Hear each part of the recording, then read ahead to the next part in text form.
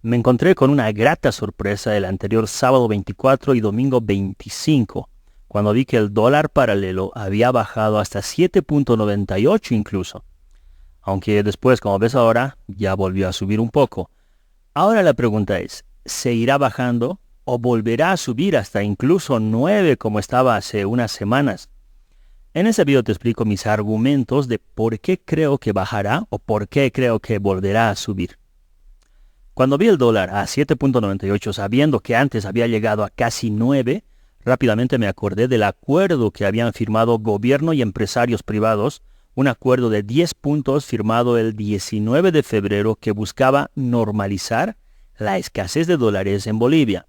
Dentro de ese acuerdo de 10 puntos quiero mencionar dos que me parecen los más importantes. Primero, y el más importante de todos, la liberación de exportaciones. Y es que anteriormente los exportadores tenían que hacer un trámite largo para verificar que primero han vendido sus productos dentro del país, además a precio justo, o sea, a precios baratos. Y después, recién, si aún les sobraba productos para vender, recién podían venderlo en el exterior. Ahora, con esta medida, levantan esas restricciones y los exportadores podrán vender sus productos libremente en el exterior o al exterior. Y de esta forma conseguir los dólares que hacen falta en Bolivia. Me parece una muy buena medida, es más, una medida que no debió ser necesario levantarlo, siempre debió haber libre exportación. Mientras más exportemos como país, mejor. Incluso debería de haber incentivos para la exportación. Bueno, ya, al menos esta parte ayudará efectivamente a que hayan más dólares dentro de Bolivia. El otro punto que quiero destacar dentro de este acuerdo de 10 puntos es el que menciona la subasta de diésel con grandes compradores, es decir, ahora ciertas empresas que normalmente compran grandes cantidades de diésel, ahora podrán ofrecer precios mayores a 3.72, que es el precio subvencionado al que se vende el diésel dentro de Bolivia. Es decir, si alguien ofrece 3.80, por ejemplo, o 4 o más, podrán comprar rápidamente el diésel porque el gobierno, a través de YPFB, le venderá el diésel al que más ofrezca. De esta manera el gobierno estará reduciendo las pérdidas a las que incurre por subvencionar diésel.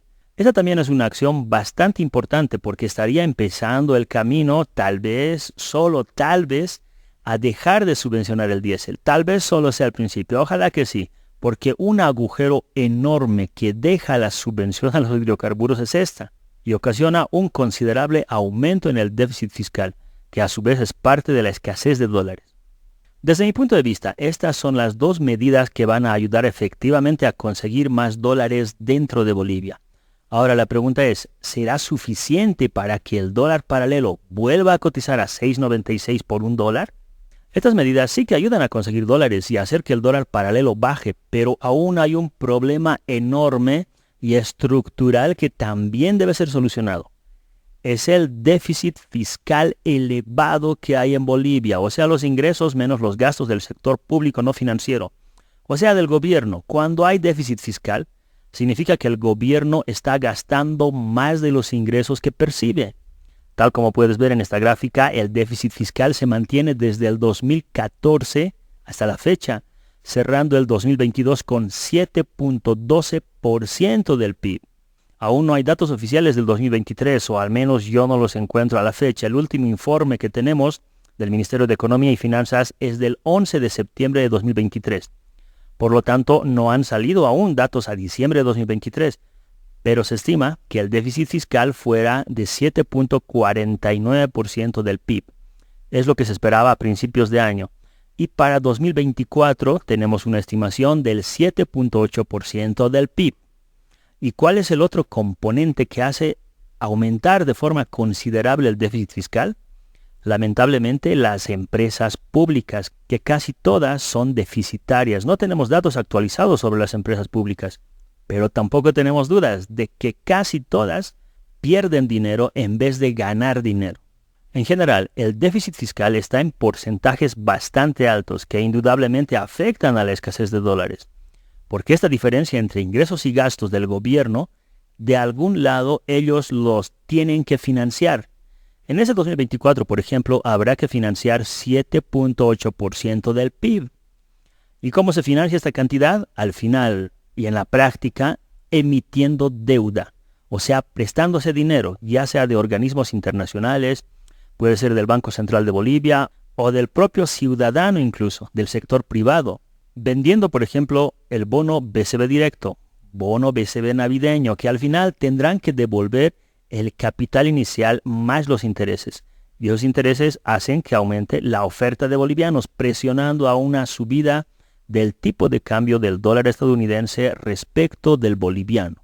Y en última instancia, ya sea para pagar esos intereses de los bonos o directamente para solventar el déficit fiscal, siempre pueden recurrir a imprimir dinero, haciendo que aumente la oferta, o sea, la cantidad de billetes en bolivianos circulando. Y con esto también presionan el tipo de cambio del boliviano respecto del dólar, o sea, hacen subir el dólar, ocasionan que el dólar suba. Entonces hay que solucionar ese problema de fondo que es el déficit fiscal. Mientras no se lo haga, ¿qué pensaría yo?